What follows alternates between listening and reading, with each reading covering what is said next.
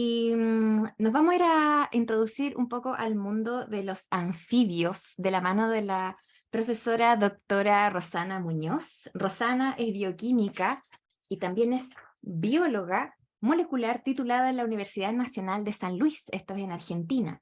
Es magíster y doctora en ciencias biológicas con mención en biología celular y molecular de la Pontificia Universidad Católica de Chile, especializándose en fallas del cierre del tubo neural durante el desarrollo de embriones en Xenopus levis.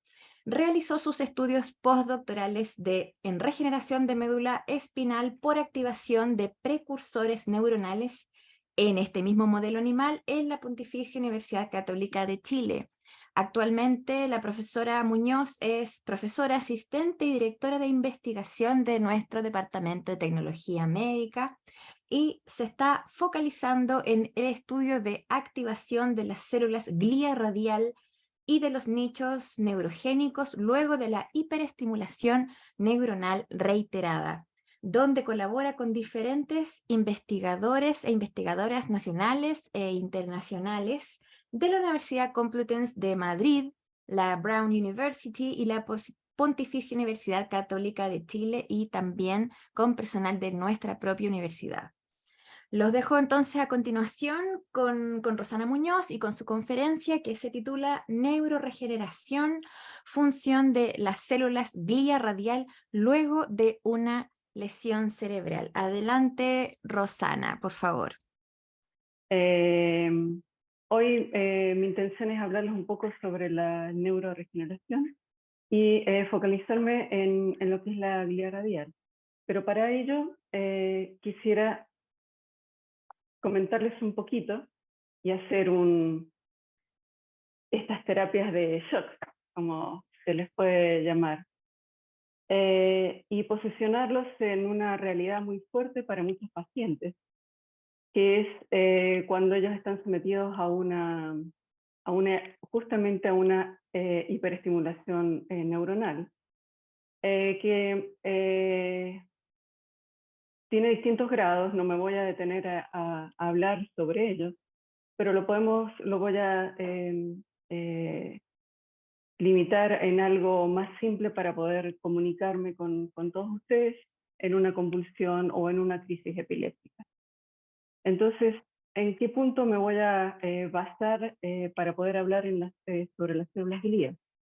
Y es un poco entender justamente los mecanismos involucrados, tanto en el inicio de este tipo de patologías, en la neurodegeneración y en la neuroregeneración, para buscar tratamientos óptimos. Hay tratamientos, pero esta patología no tiene cura. Tratamientos óptimos y también o mejorar la calidad de vida de estos pacientes. Entonces, un poco el esquema de lo que hoy quiero transmitirles en esta presentación es hablar un poco de la hiperestimulación neuronal como tal. La diapositiva anterior fue como para introducirlos de golpe en lo que es el tema. Hablar un poquito sobre el daño neuronal, la función que tienen las células glía y su nicho en este daño como tal, y en la reparación que viene después de ello. Entonces, para ello, la primera pregunta es, ¿qué es justamente la hiperestimulación neuronal? Es un exceso de actividad eléctrica de un grupo de neuronas. Si uno quiere desglosar cada una de las palabras que esto implica o que esta frase que yo les puse acá involucra, es un mundo de palabras, es un mundo de definiciones, pero los vamos a intentar ubicar en frases más simples. Podemos decir que es un tipo, número y distribución de canales iónicos controlados por voltaje, ligandos, la modulación bioquímica de la función de canales, activación de segundos mensajeros y la modulación de expresión génica. Hay alrededor de 1000 genes que están involucrados en esta susceptibilidad o esta posible hiperactividad de un grupo de neuronas en particular, que están en algunos casos predispuestas a sufrir esta actividad eléctrica. Y esto nos da el paso a lo que es la patología en sí. Cuando esta hiperactividad o hiperestimulación o hiperexcitabilidad es recurrente, se da reiteradas veces, hay una cierta etiología en donde no voy a entrar a denominar, pero podemos denominarla como tal a este grupo de crisis convulsivas o crisis epilépticas, a lo que se denomina epilepsia. Y es un trastorno crónico del cerebro que está caracterizado justamente por la predisposición para generar estas descargas epilépticas sincrónicas, es importante, recurrentes, no provocadas, de agrupaciones neuronales, que generalmente comienzan en la corteza, pero que son las que se denominan focales, pero después pueden ser generalizadas y pasar a convertirse, como bien dice la palabra, a nivel general en lo que es el cerebro. Entonces, algunas características simples para que ustedes entren dentro de lo que es la patología como tal, lo que es la epilepsia. Tiene clasificaciones diferentes. Yo acá he puesto solamente una simple como para poder que tengan una magnitud de lo compleja que es de por sí la epilepsia, y la podemos clasificar en adquirida, idiopática y epilepsia de tipo genético de desarrollo. La base patológica, ya les mencioné que hay alrededor de 1000 genes asociados, pero sobre todo está muy relacionada a lo que es la inhibición mediada por GABA o la excitación mediada por glutamato. Ya un poco se estuvo hablando en la presentación anterior al respecto del glutamato justamente. Los síntomas postictales predominantes, postictales significa que es post pérdida de conocimiento, ¿sí? Pueden ser cefaleas, migrañas, psicosis, delirios, automatismo o parálisis de TOC, que son parálisis de ciertas zonas del cuerpo. Los diagnósticos, y ahí vamos incluyendo también parte de ir sumando las distintas menciones que nosotros tenemos en nuestro departamento. El diagnóstico incluye la electroencefalografía y las imágenes por resonancia magnética. Cuando hay duda de esto, se hace resonancia magnética electroencefalografía por 24 horas. Pero este es el diagnóstico concluyente. También se hacen pruebas genéticas, etc. Pero este tipo de diagnóstico es el único diagnóstico que hasta ahora permiten concluir y decir que la persona realmente está padeciendo crisis epiléptica. Los tratamientos hay muchos. Obviamente lo primero que se hace es paliar la situación por medio de primeros auxilios, hay terapias por medio de medicamentos. Hay pacientes que no responden a estos tratamientos de medicamentos y llegan a sufrir o a tener que padecer cirugías de alta complejidad porque terminan extrayendo parte del cerebro. Hay dietas que pueden ayudar y obviamente terapias génicas que están surgiendo últimamente, dirigidas hacia ciertos canales, hacia ciertos genes que controlan canales iónicos. Lo más importante a todos ustedes es mi interés sobre la niñez. Y por eso quise ponerles esta diapositiva, porque la incidencia de la epilepsia obviamente da inicio muy tempranamente. Hay un 95% de los niños o sea, de las personas, que inician muy tempranamente, pero luego también hay alrededor de los 5 a 15 años, también hay un porcentaje de niños, luego también en adultos y en la ancianidad también. Normalmente se habla de que la parte más fuerte de esta patología se da en el inicio, luego hay un delay y reaparece nuevamente en la tercera o cuarta edad. Etiología hay muchas, y ustedes acá lo ven en base a las edades inclusive de los pacientes. Por eso yo al principio les coloqué en base a daños cerebrales, porque pueden haber traumatismo, puede haber hemorragia, pueden haber infecciones, fiebres muy altas, accidente cerebrovascular, abstinencia. Muchas son las causas que pueden llevar a tener crisis epilépticas, que si esto, nuevamente les digo, se hace recurrente, podemos terminar en un caso de la patología como tal, que es la epilepsia. Dentro de las bases patológicas habíamos hablado un poco de lo que eran los receptores de NMDA, y acá nosotros vemos en este esquema las características normales o control, pero cuando hay cierta función hipo, diríamos, de los receptores NMDA, en donde hay un bloqueo de la entrada excitatoria de las neuronas inhibitorias, vemos que hay una hiperestimulación de las neuronas. Pasa de la misma forma si vemos en esta parte de la figura, en el enlace, en donde se llama de función hiper-NMDA, en donde hay una hiperestimulación justamente por parte de las neuronas glutamatérgicas. Este es uno de los mecanismos por los cuales se ve aumentada justamente o exacerbada la hiperestimulación o hiperexcitabilidad neuronal. Hay otra, y la incluí a propósito justamente porque sabía que teníamos acá presentaciones relacionadas con mitocondrias, que está muy relacionada justamente con la bioenergética, en donde el glutamato también tiene mucho que ver en esto, y afecta fuertemente a los pools de ATP, en donde cuando estos están afectados van a ir directamente a provocar una depresión de la energía, y esto a afectar y generar convulsiones, ligados justamente a los canales de potasio, en este caso. Si saltamos a ver qué es lo que, cómo se ve el daño como tal, yo les comenté que una de las formas del diagnóstico es por medio de resonancia magnética.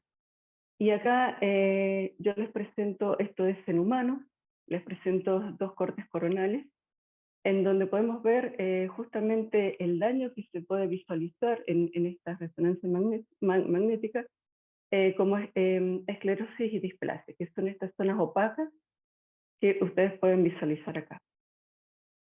¿Y qué es esto? Justamente es muerte neuronal. Cuando las crisis epilépticas son recurrentes, se dan durante mucho tiempo, durante el correr, diríamos, de los años, son a veces de mucho tiempo o muy violentas, terminan generando muerte neuronal, y sobre todo está relacionado con la excitotoxicidad neuroquímica, sobre todo con el glutamato. Y acá lo podemos ver, esto es una tinción de cuerpos neuronales, en donde podemos ver en la parte de arriba, que es la parte A, esto es un hipocampo en ratones, y ustedes pueden ver los cuerpos neuronales en color café oscuro, en un hipocampo normal, y acá podemos ver justamente la disminución de estos cuerpos neuronales en un hipocampo de un ratón que ha sufrido crisis epilépticas recurrentes, es decir, que tiene epilepsia. Entonces la muerte neuronal es muy fuerte y muy marcada en este caso en estos animales. Por medio de una metodología que es justamente cobalto y homocisteína, se puede generar un daño esto también es en ratón, un daño en una zona de la corteza, generando una crisis focal. Pero esa crisis focal no queda solamente ahí, sino que este ensayo permite también ver cómo una crisis focal se puede hacer generalizada, y lo podemos ver en el lado B, en donde ustedes pueden ver en color, por medio del GFP, en color verde bien flúor, a CFOX, que nos va a permitir ver la activación o la actividad, la justamente actividad de las neuronas. Y ustedes también pueden visualizar justamente la parte hipocampal, cómo se prende después de un daño que se ha generado en la neocorteza. Este es un cartoon solamente para exponerles, muy antiguo, de un libro muy antiguo, en donde justamente expone que si uno, o si se genera una crisis en una cierta zona, una crisis focal, puede llegar a generalizarse en el resto del cerebro.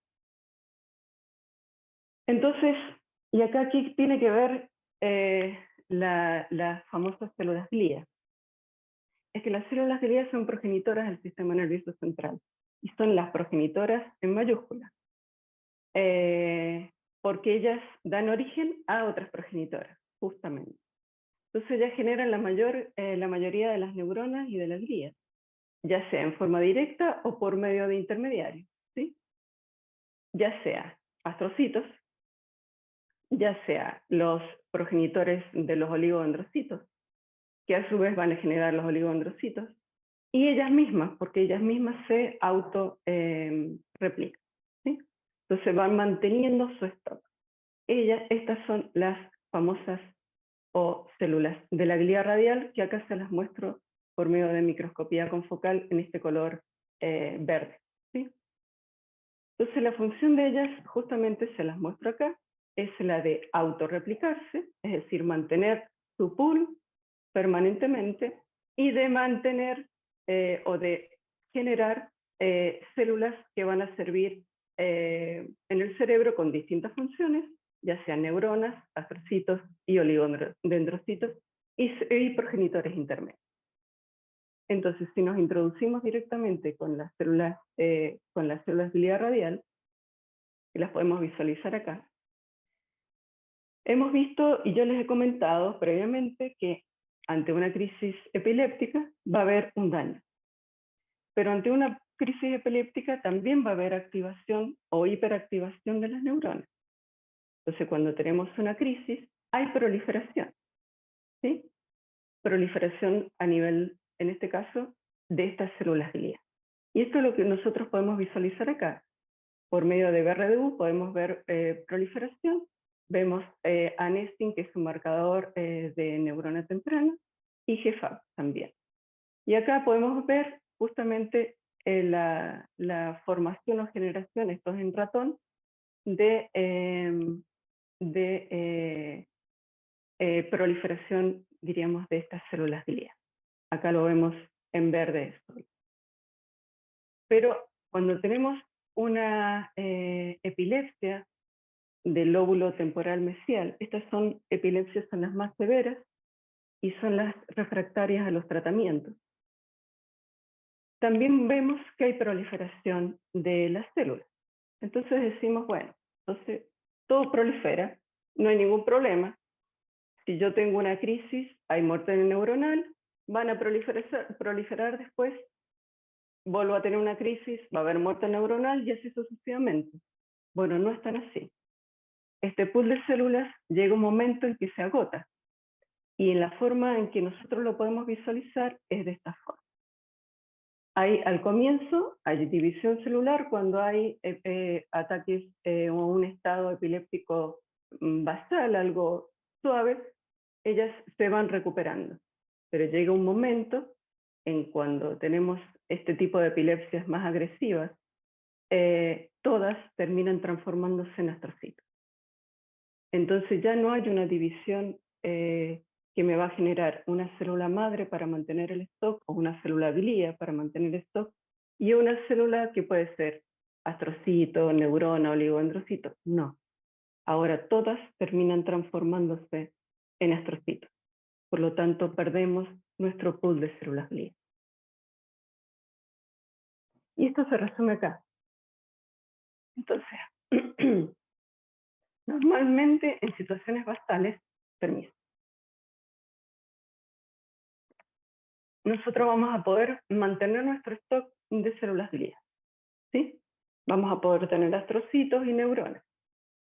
Pero cuando tenemos una situación más agresiva, va a llegar un momento en que no va a poder haber recambio y al final el pool de células va a disminuir, hasta no poder tener ya más posibilidades de tener células nuevas. Si hacemos un salto a otro modelo, que es el modelo que yo conozco, que es el que más manejo, diríamos, acá les muestro que también se puede hacer un daño, esto no es a nivel de cerebro, pero sí del sistema nervioso central, y este daño, este modelo tiene la capacidad de regenerar. Esta regeneración también se puede visualizar por medio de actividad funcional. Es decir, ellos tienen, no solamente se puede ver por una recuperación en el canal, ¿sí? Y esto es parte de la pia madre, sino que también se puede ver a nivel funcional, es decir, que estas larvas de ranas tienen la capacidad nuevamente, después de haberles generado un daño completo, de volver a nadar nuevamente. Y ¿cómo ellas llegan a regenerar? Bueno, porque también tienen ellas un pool de células que son progenitoras. Y estas células progenitoras acá están marcadas como células TOC2 positivas, que a su vez se ven aumentadas después del daño. Entonces, ya tenemos en mamíferos y en no mamíferos células que tienen esta capacidad de regenerar, que se activan después de un daño y que obviamente vamos a tener que controlar de alguna forma para evitar que ese pool se agote con el tiempo. Entonces, ahí viene justamente mi interés en todo esto. ¿Qué es lo que nosotros estamos buscando en este punto? Y ahí vuelvo con mi diapositiva de stock. Pero ahora me voy hacia la niñez. Porque si nosotros empezamos ya les presenté las células glías, les presenté cuáles son los mecanismos comunes con los cuales estas células pueden generar hiperactividad. También hay mecanismos comunes de muerte celular por medio de la excitotoxicidad neuroquímica. Entonces, ¿qué es lo que estamos buscando? Evitar que este pool de células glías, cuando un niño que empieza con episodios recurrentes llegue a adulto, ya no tenga más pool. Y de la forma en que uno puede llegar a impactar en esto es comenzando desde la niñez, desde el principio. Entonces, para eso, mi modelo de estudio es este que les presento acá. Este es el cerebro del Xenopus, de la rana. Este es un corte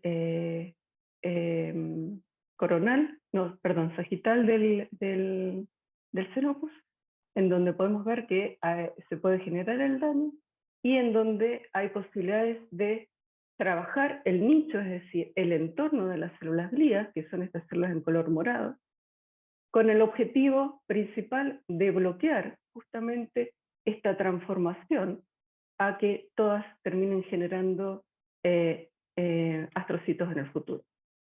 Por lo tanto, este es el estadio de trabajo, que es el similar a niños o a adolescentes, y este es el estadio en donde uno podría decir que es similar al adulto. La intención es poder trabajar con estos genes y con el nicho neurogénico, es su entorno, para poder modificarlo y evitar justamente este traspaso a que las células glías se transformen todas en astrocitos.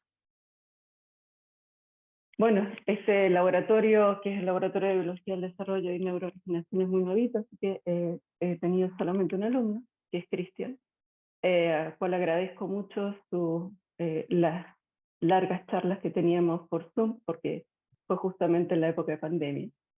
Agradecer al Departamento de Tecnología Médica y al CICUA, de quien soy parte también, miembro del grupo y el que me ha ayudado mucho a formar el bioterio de anfibios. Y a los laboratorios con quienes colaboro, que es el laboratorio del doctor Larraín, el laboratorio de la doctora Moreno en Madrid, al doctor Eisenman, que es de la Universidad de Brown, y a la doctora Holly Klein del Scream Research Institute. Muchas gracias.